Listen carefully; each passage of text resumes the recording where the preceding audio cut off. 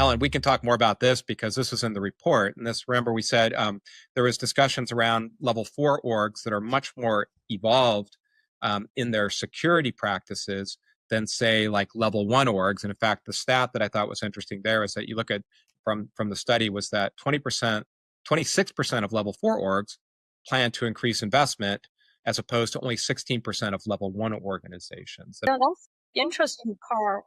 That actually caught my eyes, right? So why do you think there's such a big disparity in organizations' level of security awareness and maturity, right? Obviously, if we can become a level 4 organization, we all want to become a level 4 rather than level 1, right? I'd love to pick up your brain on that.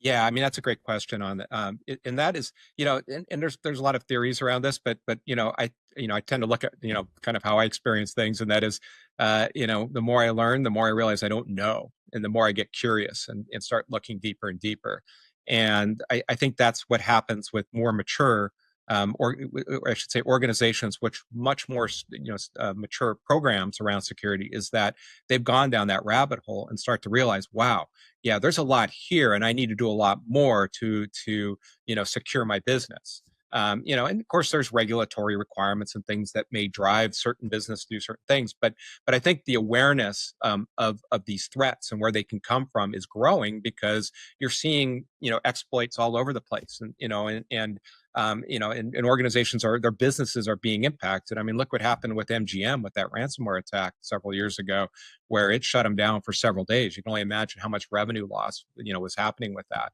I think there's also a recognition that attack surface, your digital asset attack surface, is much bigger than was previously realized, right? Being able to understand exactly what threats can come through endpoints, or let's go back to printers or other things that are attached or part of that network. And I just think as organizations mature, they get a better view of that, and then they create more processes around that, and then of course that drives then more awareness, and then as they discover more, then they build on top of that. So I just think it's kind of that journey that they go down.